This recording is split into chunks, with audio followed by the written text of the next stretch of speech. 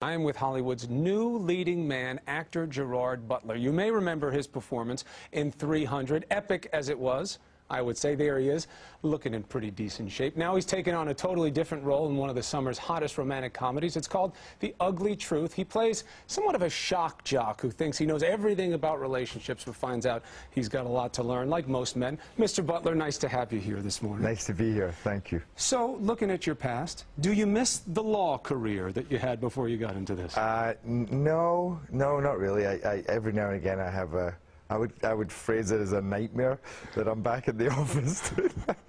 But I got to say, I have no regrets about wherever I've been in my life. I mean, I had to do that to be here. I think if I'd started as an actor at, 16 years old, I wouldn't be here now.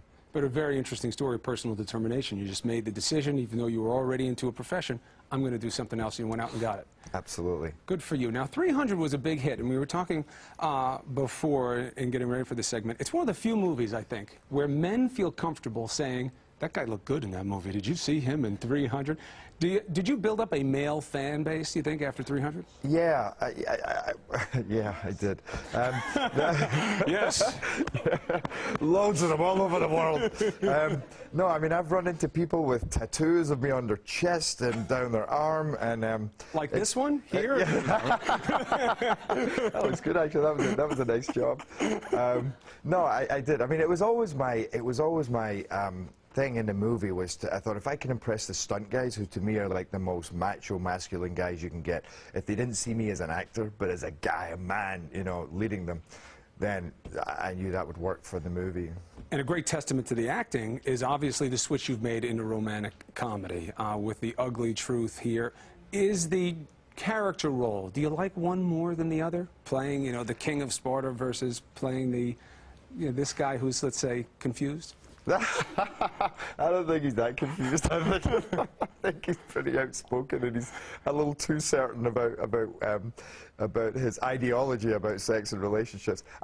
All I know is I had a lot of fun playing this role. I mean, 300, there'll never be an experience like it, but to step into a comedy like this and be able to take on such an outrageous character. It's a great play of a relationship play with you and Katherine Heigl. Let's take a look at the movie. This is The Ugly Truth. It opens tomorrow. Take a look. What the hell are you doing? I'm saving you. He was blowing you off. He wasn't blowing me off. He'll be expecting you to call him, and when you don't, he'll call back. How do you know? Because I know how men operate. If you want it to work out with this guy, then you'll listen to me, and you'll do exactly as I say. You've probably already done irreparable damage with your psycho-aggressive control freak phone call. It might even be too late. And if you do salvage the situation, you'll never be more than Abby, his desperate neighbor. I'm not desperate. Did you think I sounded desperate? Now, what do you think would happen if that actually was done on a morning show? That's what you do. Katherine Heigl's producing a morning show. You come on, the ratings aren't that good. You start talking a lot of outlandish talk about the truth of relationships. The ratings spike. Should we try that? The way most shows I see that are going, then yeah, I think it would probably work a treat. I think that nowadays, whether it's TV shows or reality television, it's always pushing the boundaries. And I wouldn't be surprised if Mike Chadwick came on and people go, you know what? I think it would get a mixed reaction. Now, to be clear, you do not ascribe to the views of Mr. Chadwick in the movie, right? Just for when people see the movie. A little bit. No. Trying to help you here? No, not at all. I mean, I think there's similar traits to the personality. I'm definitely a little irreverent in my behavior, but I don't accord to those views. I certainly don't sell them as my wares.